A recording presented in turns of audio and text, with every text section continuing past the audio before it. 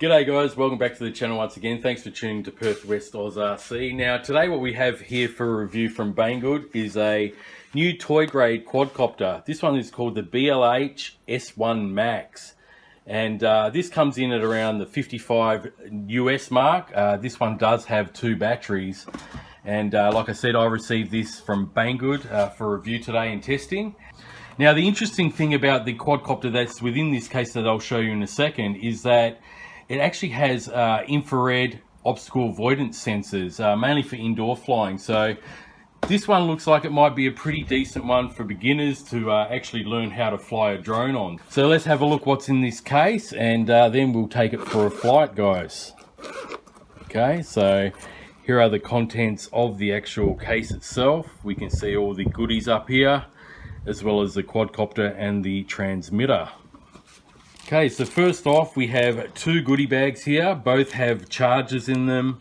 They also have some protectors for the props, and also a full set of blades here, a screwdriver as well, and we have the actual the sticks, the actual knobs for the sticks for the actual transmitter in here as well. Okay guys, also we have the very common user manual here, as well as the guide for the app. Okay, so as we can see here, it says the app name is Wi-Fi -Cam from the Apple Store or Google Play, and all you have to do is just scan that QR code whether you have an Android phone or iPhone, and there's the actual layout of the app. And as you can see, there's quite a few features on this app that I'll try and test all of them out in my actual flight review here. Now, like I said at the start of the video, we have 2 batteries with this particular quadcopter. They are both 3.7 volts, so they're 1S LiPos, 1800 milliamp hours, and they state on the listing that these are good for about 12 minutes each. So we're going to get some decent flight time out of these 2 LiPos here. Okay, and they are charged up via micro USB plug just there, and they connect on those little gold pins into the actual quadcopter itself. Okay, now onto the actual transmitter itself. As you can see, it doesn't have the sticks fitted to it yet, so I just grabbed a couple from one of the goodie bags there, and you just push them on. That's mainly for packaging purposes. I think if they had these actually on, it'd be hard to close the case. So there it is, we have the gimbal sticks on there, and the gimbals for a toy grade transmitter feel really smooth here. Okay, now we've got some button layouts here. This is for your automatic takeoff, that's for your headless mode, this is for your obstacle avoidance. Okay, so you can actually turn that on or off. All right, and we've got the power button just here. You get a double beep, and then to bind to the drone you go up and down, and then it's bound. Looks like we've got a label here about the obstacle avoidance mode. It says it's not recommended to be started in a complex environment and narrow space. Okay, so make sure you're in a fairly decent sized indoor area for the obstacle avoidance to work on this particular quadcopter. Now I'm going to actually try it outdoors. I'm going to be at a field. I'm going to actually just see if it does work outside. If not, I'll try to find a building close by, and we'll see if it actually works.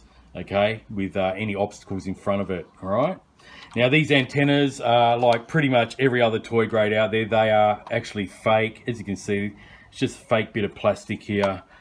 There's no antennas in there at all. This side here has the speed switch. There is 3 speeds on this particular quadcopter, so we've got low, medium, high speeds, and on this one is for your 3D flips. Other than that, you just got some forward, rear, and side trims on here. Okay, and here's where you mount your phone. As you can see, it acts as a grab handle as well, and it looks like you can fit a rather large device in here as well, guys. And on the back here, it takes 3 AAA batteries. Okay, so onto the quadcopter itself. This is called the BLH S1 Max, like I mentioned at the start of the video. It's a really lightweight quadcopter. As you can see, it's rather small. Fits neatly in the palm of your hand, and as you can see, we've got a couple of cameras on this one. We've got a forward-facing camera. It is manual adjustable. There is no controls on the transmitter that I just showed you to tilt it. So it looks like we've got either straight ahead or down on a 45-degree angle. We also have a bottom facing camera. Now this can take video as well as being an optical flow sensor for positioning of when you're flying your drone. It should pick up images straight from the ground and then hold its position, similar to like a Rise Tello. You know, it's not full GPS stability, but it's meant to actually keep it more stable during flight. Now obviously this does have altitude hold mode like most toy grades these days. It's been around for many years, and as you can see here, it is rather compact and portable once it's folded up, ready to store back in its case. Now when you unfold these arms, you want to do the front arms first, which are facing the back here, because they got the extendable legs. If you actually try to do the rear legs first, you know, you can't actually fold out the front ones. So you want to do the back ones first, which go to the front, and then the rear ones out like that. And that is the actual size of the quadcopter once it's in position ready to fly. Now the motors on this quadcopter are 7/16 cordless brushed motors all round, okay? And hopefully she'll fly pretty decently, especially that it's got 3 speed modes in some wind. On the front arms here, as you can see, is called P5 Pro Drone. Now I believe this particular model is under various names depending where you buy it from online. But like I said, this one's called the S1 Max on Banggood. All right, guys. Now, as you can see here, these are the infrared obstacle avoidance sensors that I'm talking about. You've got one on the front and one on each side here, okay? So once you turn on the obstacle avoidance button on the transmitter, if there's any obstacles, okay, it should bounce back and fly back into position so you don't hit any, you know, walls or furniture, especially if you're flying indoors. Like I said, I'm going to try it outdoors. Once I'm out the field, I'll probably get in front of it, maybe put my hand in front of it and see if it will react and go backwards. But yeah, it'll be interesting to see how this one flies and the functions of it when I take it out, okay? Now also on the bottom here is your Wi-Fi FPV antenna, and here is the second battery. It just plugs in. So let's have a quick look at the lights. You just hold the button down, the power button, for a couple of seconds. As you can see, it's got some bright white LEDs on the front. It's looking to bind at the moment. We've got a blue LED on the top where the power switch is, and on the back we also have the blue LED shining through the back there. All right, guys. So what else can I say about this one? They actually state that this has a flight distance of between 120 to 150 meters, which seems pretty far for a toy grade. I wouldn't suggest flying it that far, but that's what they state, 120 meters to 150 meters. And they're stating that the Wi-Fi FPV via the app between 60 to 100 meters. All right, guys. Now the camera on the front here, I forgot to mention, they do state this is a 4K quadcopter. They all state that, guys. What that means is it's interpolated 4K via the app. It's not true 4K, but I have seen on the listing that this is meant to be a 1080p camera. All right, guys. So anyway, that's pretty much the overview. I'll charge up both these batteries and I'll meet you out at the field, and we'll see how this BLH S1 Max quadcopter performs out at the field. So I'll catch you then, guys. Okay guys, I'm here with the S1 Max quadcopter here, and what we're going to do first is I'm going to test out the obstacle avoidance in this undercover area here, okay, because we've got quite a few obstacles here, and I want to just test out the obstacle avoidance on these sensors first, and then what I'll do, I'll take it up on the field and we'll do the rest of the test flight. Okay guys, so just set it up and we'll get into it. Okay, so first off, let's fold out the arms of this quadcopter. Okay, turn it on, turn the transmitter on, up and down. You see that it's a solid blue light, and we've got solid white headlights on the front. Now typically on most of these altitude hold quadcopters, or most actual drones today, usually you press down and out to start the motors. Well, not with this one. When you do down and out, it will double beep, and that will be your gyro calibration. Okay, so everything's level on the gyro. All right guys, now to start this drone up, you just flick it up quickly once on the throttle stick, and then you can take off. Okay. So you can see it's pretty steady, the optical flow. It was moving around a little bit there, but pretty steady. Alright, so it's pretty steady. Just see if these sensors are on, and it doesn't seem to be on, so I might have to press it, hold it down, and we'll see if it will work. Yeah, it doesn't seem to be working.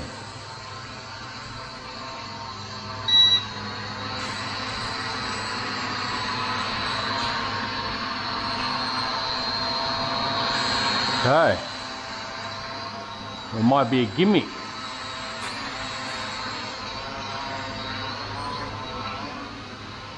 Maybe it's too dark for it to work in here.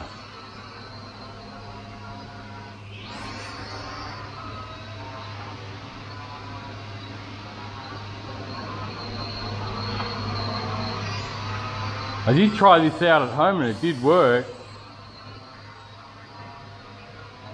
But today it's not.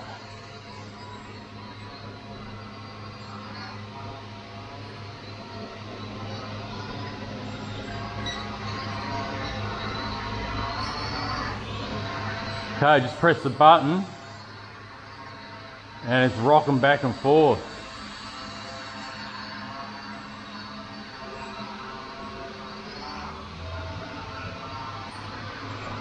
Let's see. Just constantly rocking back and forth. And it does work. Just turn that off. Alright.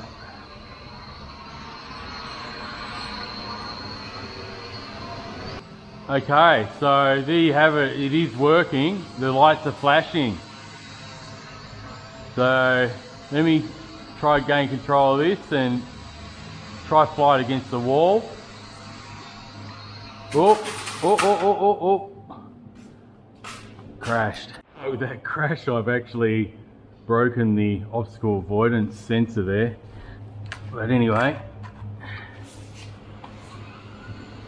what I want to do,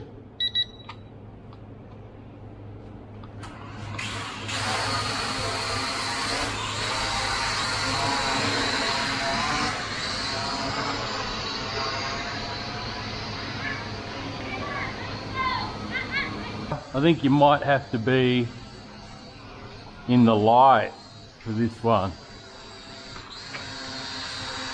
No, it doesn't work in the light. Alright.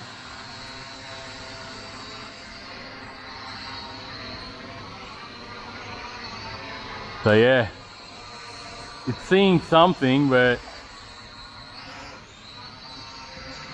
not too sure what it's seeing. Once it hits the shade there, just wants to come back, so turn that off. It's not working that well in here. I did try it at home and the side sensors were working, but not this time around. Alright guys, I'm going to take it out on the field. We'll check the app and see how it flies normally with this, without this obstacle avoidance. Okay guys, I've got the new battery in there. We have it connected to the app now, doing a screen recording. Okay, so let's see how it flies. A bit of wind now. I've redone a gyro calibration. I'm going to flick the third speed rate. All right, that top button there, and let's take it up.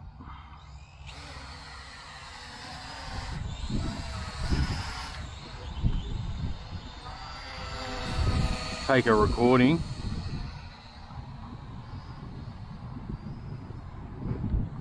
So as you can see, the obstacle avoidance didn't work too well today. Worked better at home actually. The side sensors were making this quadcopter bounce away from the wall, but today I think after I crashed in the undercover area, it messed things up. So definitely a gimmick anyway that they're introducing in these new toy grades.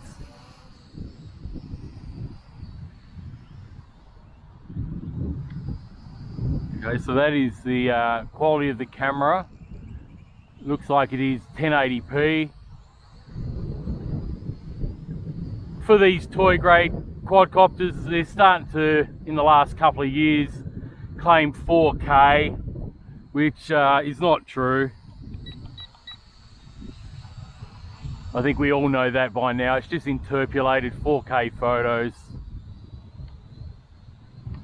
It seems to be flying okay in this wind. We're in third rate. Doesn't look like I've lost any signal.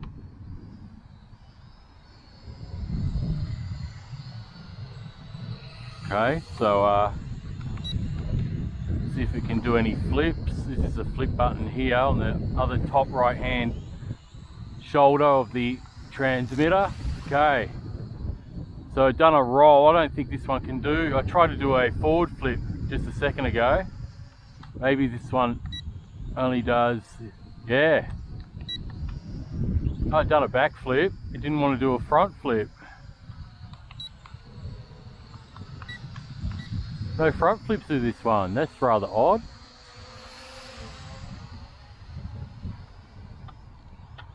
Right, so I don't want to lose that video. I'm going to save that before the Wi-Fi FPV cuts out and maybe corrupts the file.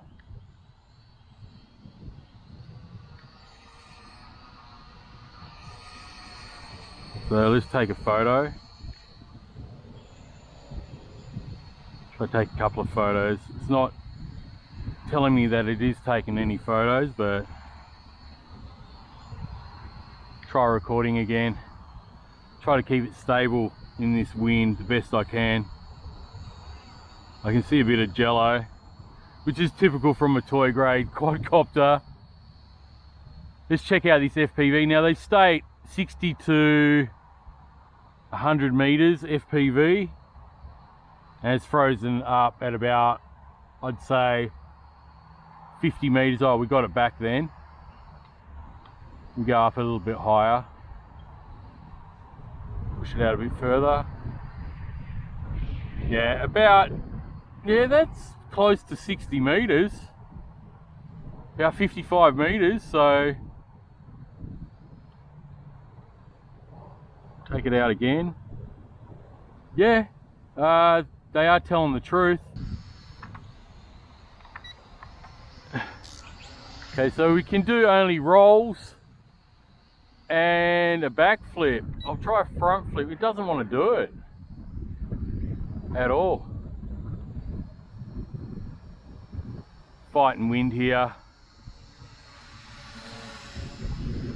I'd say this flies similar to the Eachine E58, like I mentioned before. Just feels exactly the same sort of park flyer.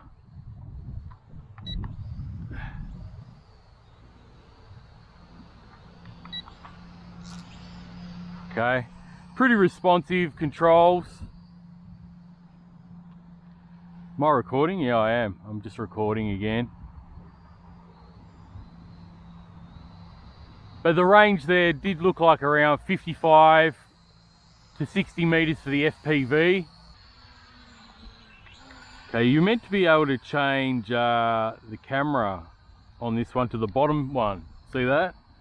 So I'm still recording. It's just showing the bottom camera now, which is the optical flow camera. Try to get it above me here. You might be able to see me. We'll go a bit higher.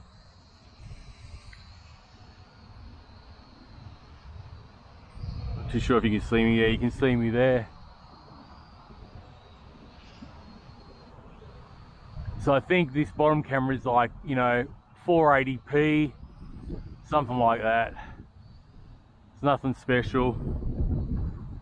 I'll switch back to the front one by clicking that icon there. But in third rate, it's fighting the wind. Pretty good. It's starting to get a bit gusty out here. There's the funnels.